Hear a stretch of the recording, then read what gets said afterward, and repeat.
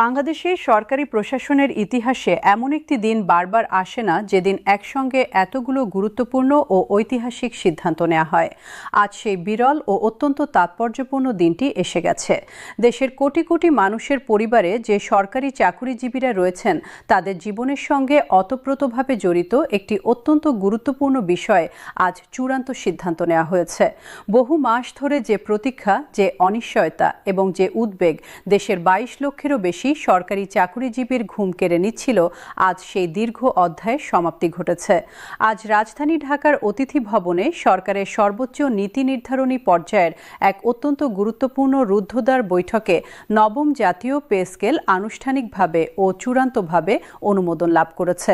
এই ঐতিহাসিক অনুমোদনের পাশাপাশি দেশের সকল সরকারি চাকুরিজীবীর জন্য তিনটি অত্যন্ত গুরুত্বপূর্ণ, যুগান্তকারী এবং বহু প্রতীক্ষিত সিদ্ধান্ত একসঙ্গে ঘোষণা করা হয়েছে। আজকের এই বৈঠকটি কোনো সাধারণ প্রশাসনিক বৈঠক নয়। এই বৈঠকটি আহ্বান করা হয়েছিল একটি জরুরি ও অনিবার্য প্রয়োজনের তাগিদ থেকে। পে কমিশনের কার্যক্রমে যে দীর্ঘ ও অযাচিত বিলম্ব হয়েছে তা নিয়ে সরকারের সর্বোচ্চ পর্যায়ে গভীর উদ্বেগ ও তীব্র অসন্তোষ তৈরি হয়েছিল। মাঠ পর্যায়ে সরকারি কর্মচারীদের মধ্যে হতাশা, ক্ষোভ এবং অসন্তোষের মাত্রা দিন দিন এমন পর্যায়ে পৌঁছাচ্ছিল যা প্রশাসনিক স্থিতিশীলতার জন্য একটি গুরুতর হুমকি হয়ে উঠছিল। এই পরিস্থিতির দ্রুত, কার্যকর এবং স্থায়ী সমাধানের লক্ষ্যেই আজকের এই জরুরি ও উচ্চ পর্যায়ের বৈঠকটি আহ্বান করা হয়েছিল। বৈঠকে সভাপতিত্ব করেন প্রধানমন্ত্রী তারেক রহমান। তার পাশে ছিলেন অর্থমন্ত্রী আমির খসরু মাহমুদ চৌধুরী এবং পে কমিশনের চেয়ারম্যান জাকির আহমেদ খান। বৈঠকে উপস্থিত ছিলেন প্রশাসনের বিভিন্ন মন্ত্রণালয় ও বিভাগ থেকে আগত প্রায় 70 জন জ্যেষ্ঠ সচিব সহ সরকারের শীর্ষস্থানীয় কর্মকর্তাবৃন্দ। এত বিশাল পরিসরে এবং এত উচ্চ পর্যায়ের কর্মকর্তাদের একত্রিত করে পে স্কেল বিষয়ক বৈঠক আয়োজনের নজির বাংলাদেশের প্রশাসনিক ইতিহাসে বিরল। এটি থেকে স্পষ্ট যে সরকার এই বিষয়টিকে এখন সর্বোচ্চ জাতীয় অগ্রাধিকার হিসেবে দেখছে। বৈঠকের শুরু থেকেই পরিবেশটি ছিল অত্যন্ত গুরুগম্ভীর, উদ্দেশ্যমুখী এবং সিদ্ধান্তমুখর। প্রধানমন্ত্রী তারেক রহমান কোনো প্রকার ভনিতা বা অপ্রয়োজনীয় আলাপ আলোচনার সুযোগ না দিয়ে সরাসরি মূল বিষয়ে প্রবেশ করেন। তিনি পে কমিশনের কার্যক্রমে যে দীর্ঘ, অযাচিত এবং সম্পূর্ণ অপ্রয়োজনীয় বিলম্ব হয়েছে তা নিয়ে অত্যন্ত কঠোর ভাষায় এবং কোনো রাগঢাক ছাড়াই তীব্র অসন্তোষ প্রকাশ করেন। তিনি সরাসরি ও দৃঢ়ভাবে প্রশ্ন তোলেন যে এই দীর্ঘ বিলম্বের পেছনে কী কারণ রয়েছে এবং কোন দায়িত্বহীনতার ফলে দেশের লক্ষ লক্ষ সরকারি কর্মচারীকে এতদিন ধরে অনিশ্চয়তার মধ্যে রাখা হয়েছে। প্রধানমন্ত্রী পরিষ্কার ও দৃঢ় ভাষায় বলেন, এই পে কমিশন গঠনের উদ্যোক্তা আমি নিজে এবং যাদেরকে এই গুরুত্বপূর্ণ কাজটি অর্পণ করা হয়েছিল তাদের দক্ষতা ও যোগ্যতার প্রতি আমার পূর্ণ বিশ্বাস ছিল। আমি স্পষ্টভাবে নির্দেশ দিয়েছিলাম যে সর্বোচ্চ 2 থেকে 3 মাসের মধ্যে নবম পে স্কেল বাস্তবায়নের সব কাজ সম্পন্ন করতে হবে। দেশের সরকারি কর্মচারীরা যেন দ্রুততম সময়ের মধ্যে নতুন বেতন কাঠামোর সুবিধা পেতে পারেন তা নিশ্চিত করতে হবে। কিন্তু বাস্তবে যা হয়েছে তা সম্পূর্ণ হতাশাজনক। এই অনাকাঙ্ক্ষিত বিলম্বের কারণে মাঠ পর্যায়ে কর্মরত কর্মচারীদের মধ্যে যে হতাশা ও ক্ষোভের পরিস্থিতি তৈরি হয়েছে তা কোনোভাবেই গ্রহণযোগ্য নয়। প্রশাসনের কার্যকারিতা এবং সরকারের প্রতি জন আস্থা বজায় রাখতে হলে এই পরিস্থিতির অবিলম্বে অবসান ঘটাতে হবে। প্রধানমন্ত্রী এরপর আরও গভীর উদ্বেগের একটি বিষয় তুলে ধরেন। তিনি বলেন, অন্তর্বর্তীকালীন সরকারের প্রতি সরকারি কর্মচারীদের মধ্যে যে ক্রমবর্ধমান ক্ষোভ ও অবিশ্বাস দিন দিন তীব্র হচ্ছে তা শুধু একটি প্রশাসনিক সমস্যা নয়, এটি রাষ্ট্রীয় শাসন ব্যবস্থার সার্বিক স্থিতিশীলতার জন্য একটি গুরুতর সংকেত।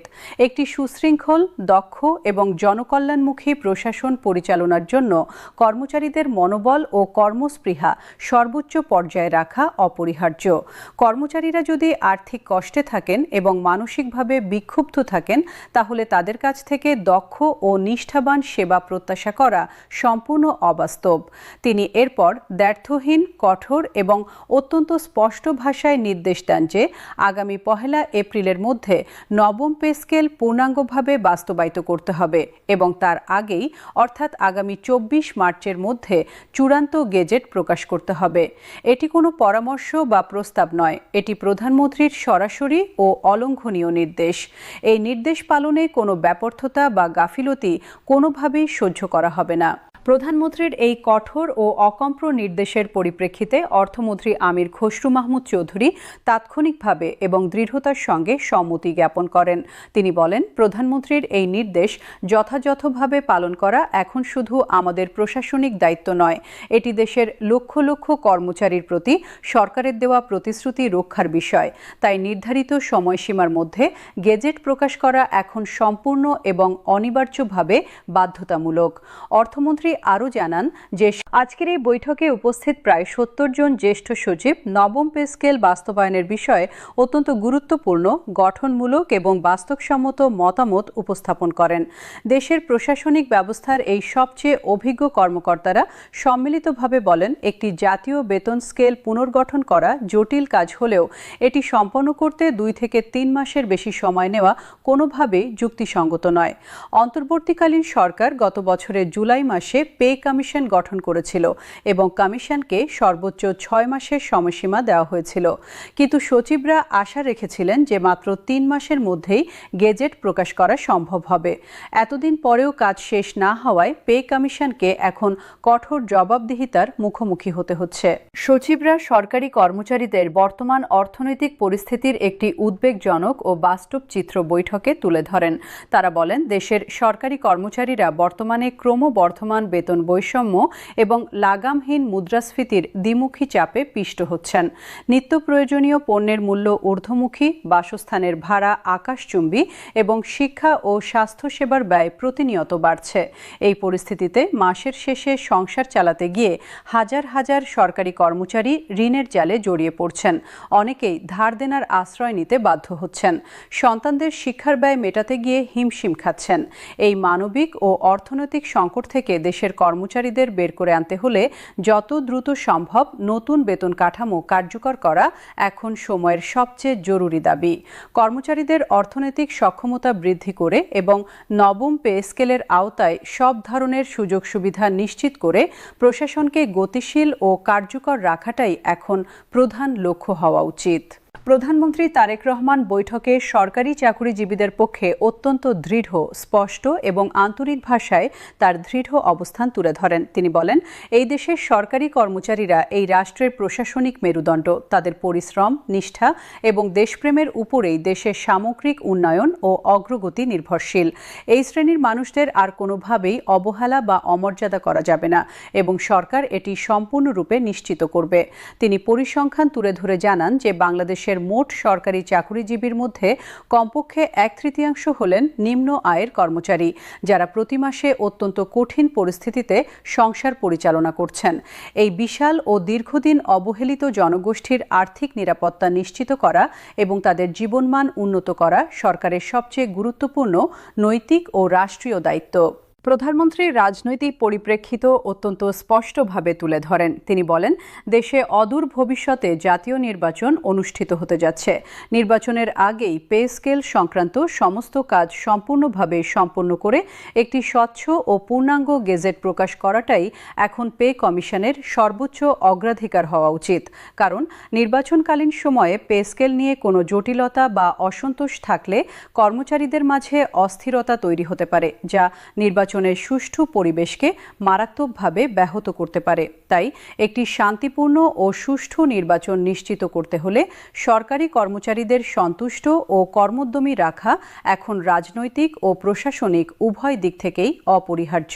এবার বিস্তারিতভাবে জেনে নেওয়া যাক আজকের এই ঐতিহাসিক বৈঠক থেকে ঘোষিত সেই 3টি যুগান্তকারী সিদ্ধান্তের কথা, যা দেশের প্রতিটি সরকারি চাকুরিজীবীর জীবনে একটি নতুন ও আলোকিত অধ্যায়ের সূচনা করতে যাচ্ছে। প্রথম সিদ্ধান্তটি হল দীর্ঘ 1 দশকেরও বেশি সময় ধরে বন্ধ থাকা সিলেকশন গ্রেড ও টাইম স্কেল পুনরায় চালু করার ঐতিহাসিক ঘোষণা। 2015 সালে 8ম পে স্কেল প্রবর্তনের সময় কোনো যুক্তিসঙ্গত ব্যাখ্যা বা বিকল্প ব্যবস্থা ছাড়াই এই দুটি অত্যন্ত গুরুত্বপূর্ণ সুবিধা হঠাৎ করে বাতিল করে দেওয়া হয়েছিল। সেই থেকে আজ পর্যন্ত হাজার হাজার সরকারি কর্মচারী এই সুবিধা থেকে বঞ্চিত হয়ে আসছেন এবং বেতন বৈষম্যের নিদারুণ শিকার হচ্ছেন। বিশেষ করে যেসব কর্মচারী দীর্ঘ বছর ধরে একই পদে কর্মরত রয়েছেন কিন্তু পদোন্নতি পাননি, তাদের জন্য সিলেকশন গ্রেড ও টাইম স্কেলের অনুপস্থিতি ছিল অত্যন্ত কষ্টদায়ক ও অন্যায্য একটি পরিস্থিতি। আজকের বৈঠকে পে কমিশনের চেয়ারম্যান জাকির আহমেদ খান এই বিষয়টির বিস্তারিত যৌক্তিকতা ও প্রয়োজনীয়তা অত্যন্ত দক্ষতার সঙ্গে তুলে ধরেন। তিনি বলেন, নতুন পে স্কেলে কর্মচারীদের মূল বেতন বাড়ানো হলেও উচ্চ পদের কর্মকর্তাদের সঙ্গে নিম্ন ও মধ্যম স্তরের কর্মচারীদের বেতনের যে বিশাল ব্যবধান রয়েছে তা সিলেকশন গ্রেড ও টাইম স্কেল পুনরুদ্ধার না করলে কোনোভাবেই দূর করা সম্ভব নয়, বরং এই বৈষম্য আরও বাড়তে থাকবে এবং প্রশাসনে এক গভীর ও দীর্ঘস্থায়ী অসন্তোষের বীজ বপন হবে। তার এই বাস্তবসম্মত ও যুক্তিসঙ্গত বক্তব্যের প্রেক্ষিতে প্রধানমন্ত্রী তারেক রহমান তাৎক্ষণিকভাবে এবং দৃঢ়তার সঙ্গে নির্দেশ দেন যে আগামী মার্চে প্রকাশিতব্য গেজেটে সিলেকশন গ্রেড ও টাইম স্কেল পুনর্বহালের বিষয়টি অবশ্যই এবং সুস্পষ্টভাবে অন্তর্ভুক্ত করতে হবে। দীর্ঘ এক দশকেরও বেশি সময় পর এই সুবিধা দুটি ফিরে পাওয়ার ঘোষণা সারা দেশের সরকারি কর্মচারীদের মধ্যে ব্যাপক আনন্দ ও স্বস্তির পরিবেশ তৈরি করেছে। দ্বিতীয় সিদ্ধান্তটি বাংলাদেশের সরকারি প্রশাসনের কাঠামোগত সংস্কারের ক্ষেত্রে একটি ঐতিহাসিক ও সাহসী পদক্ষেপ। এই সিদ্ধান্তটি হল গ্রেড কাঠামোয় আমূল পরিবর্তন আনার ঘোষণা। বর্তমানে বিদ্যমান ২টি গ্রেডের পরিবর্তে মাত্র ১৪টি গ্রেড রাখার সিদ্ধান্ত চূড়ান্তভাবে গ্রহণ করা হয়েছে। প্রধানমন্ত্রী ও পে কমিশনের মধ্যে একটি গভীর ও বিস্তারিত আলোচনায় এই বিষয়টি নিয়ে পূর্ণাঙ্গ পর্যালোচনার পর এই ঐতিহাসিক সিদ্ধান্তটি নেওয়া হয়েছে। প্রধানমন্ত্রী এ প্রসঙ্গে বলেন, সরকারি কর্মচারীরা শুধু বেতন বৈষম্যেরই নয়, পদোন্নতি বৈষম্যেরও দীর্ঘদিনের শিকার। বছরের পর বছর ধরে একই পদে ও একই গ্রেডে আটকে থেকে বহু যোগ্য এবং পরিশ্রমী কর্মচারী তাদের কর্মজীবনের সবচেয়ে মূল্যবান সময় নষ্ট করেছেন। এই অন্যায্য পরিস্থিতির কার্যকর সমাধানের জন্য গ্রেড কাঠামোকে সহজ, স্বচ্ছ এবং ন্যায্য করতে হবে। ২০টির পরিবর্তে ১৪টি গ্রেড রাখা হলে পদোন্নতির সুযোগ উল্লেখযোগ্যভাবে বাড়বে। কর্মচারীরা দ্রুত উচ্চতর পদে অধিষ্ঠিত হতে পারবেন, তাদের সামাজিক মর্যাদা বৃদ্ধি পাবে এবং কর্মক্ষেত্রে নতুন উদ্দীপনা ও কর্মস্পৃহা তৈরি হবে। এই সিদ্ধান্তটি কার্যকর হলে বাংলাদেশের সরকারি প্রশাসনের গ্রেড কাঠামোয় এটি হবে এ যাবৎকালের সবচেয়ে বড় ও সাহসী কাঠামোগত সংস্কার। তৃতীয় সিদ্ধান্তটি হল সরকারি চাকুরিজীবীদের বাড়ি ভাড়া ভাতা এবং চিকিৎসা ভাতায় আমূল ও যুগোপযোগী পরিবর্তন আনার ঘোষণা। এই দুটি ভাতার পরিমাণ দীর্ঘদিন ধরে বাস্তব জীবনের ব্যয়ের তুলনায় সম্পূর্ণ অপর্যাপ্ত ছিল এবং কর্মচারীরা বারবার এগুলো বৃদ্ধির দাবি জানিয়ে আসছিলেন। আজকের বৈঠকে সর্বসম্মতিক্রমে সিদ্ধান্ত হয়েছে যে বর্তমান বাজার পরিস্থিতি ও জীবনযাত্রার সামগ্রিক ব্যয়ের সঙ্গে সামঞ্জস্য রেখে বাড়ি ভাড়া ভাতা মূল বেতনের ৭০% নির্ধারণ করা হবে।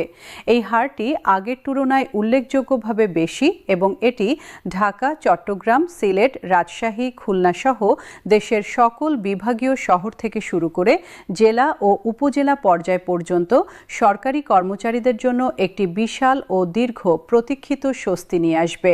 সারা দেশেই বাড়ি ভাড়া গত কয়েক বছরে অস্বাভাবিক হারে বেড়েছে। পুরনো ভাতার হারে একটি মানসম্পন্ন বাসস্থান নিশ্চিত করা অনেক কর্মচারীর পক্ষেই প্রায় অসাধ্য হয়ে পড়েছিল। নতুন এই হার কার্যকর হলে কর্মচারীরা তাদের বাসস্থান সংক্রান্ত ব্যয়ের একটি উল্লেখযোগ্য অংশ সরকারি সহায়তায় মেটাতে পারবেন। একই সঙ্গে চিকিৎসা ভাতা মাসিক ৪,৫০০ টাকা নির্ধারণ করা হয়েছে। দেশের স্বাস্থ্যসেবার ব্যয় বর্তমানে যে উচ্চতায় পৌঁছেছে এবং ওষুধ ও চিকিৎসার খরচ যেভাবে বেড়েছে তার তুলনায় আগের চিকিৎসা ভাতার পরিমাণ ছিল সম্পূর্ণ অপর্যাপ্ত। নতুন এই পরিমাণ নির্ধারণের ফলে কর্মচারীরা নিজেদের এবং তাদের পরিবারের সদস্যদের প্রয়োজনীয় চিকিৎসার ব্যয় বহন করতে অনেকটাই সক্ষম হবেন। সরকারের দায়িত্বশীল সূত্র নিশ্চিত করেছে যে আগামী ২ থেকে ৩ দিনের মধ্যে প্রকাশিতব্য পূর্ণাঙ্গ গেজেটে এই বর্ধিত বাড়ি ভাড়া ভাতা ও চিকিৎসা ভাতার বিষয়গুলো সুস্পষ্টভাবে ও বিস্তারিতভাবে উল্লেখ থাকবে। সব মিলিয়ে আজকের এই ঐতিহাসিক বৈঠক এবং সেখান থেকে আসা ৩টি যুগান্তকারী সিদ্ধান্ত বাংলাদেশের ২২ লক্ষেরও বেশি সরকারি চাকুরিজীবী ও তাদের পরিবারের কোটি কোটি সদস্যের জন্য একটি নতুন ও আশাব্যঞ্জক অধ্যায়ের সূচনা করতে যাচ্ছে। ১ এপ্রিল থেকে কার্যকর হতে যাওয়া নবম নবম জাতীয় পে স্কেল কেবল কর্মচারীদের বেতনের অঙ্ক বাড়াবে না, এটি তাদের জীবনমান উন্নত করবে, পরিবারের আর্থিক নিরাপত্তা নিশ্চিত করবে, সামাজিক মর্যাদা বৃদ্ধি করবে এবং কর্মক্ষেত্রে নতুন প্রাণশক্তি ও কর্মস্পৃহা জাগিয়ে তুলবে। সিলেকশন গ্রেড ও টাইম স্কেল পুনরুদ্ধার, গ্রেড সংখ্যা 20 থেকে 14-তে নামিয়ে আনা এবং বাড়ি ভাড়া ও চিকিৎসা ভাতায় উল্লেখযোগ্য বৃদ্ধির এই 3টি সিদ্ধান্ত একসঙ্গে বাস্তবায়িত হলে বাংলাদেশের সরকারি প্রশাসন একটি নতুন, শক্তিশালী ও গণমুখী যুগে প্রবেশ করবে। বেতন বৈষম্যের দীর্ঘ ও বেদনাদায়ক অধ্যায়ের অবসান ঘটিয়ে একটি সমতাভিত্তিক, ন্যায়সঙ্গত এবং মানবিক প্রশাসন গড়ে তোলার এই সাহসী উদ্যোগকে দেশের সকল মহল অত্যন্ত ইতিবাচকভাবে মূল্যায়ন করছেন। এই পরিবর্তন শুধু কর্মচারীদের জীবনে নয়, সামগ্রিকভাবে দেশের প্রশাসনিক কার্যকারিতায় এবং জনসেবার মানেও একটি উল্লেখযোগ্য ও ইতিবাচক পরিবর্তন আনবে বলে সংশ্লিষ্ট সকল মহল দৃঢ়ভাবে আশাবাদী। নবম পে স্কেল সংক্রান্ত সর্বশেষ ও নির্ভরযোগ্য আপডেটের জন্য আমাদের সঙ্গেই থাকুন।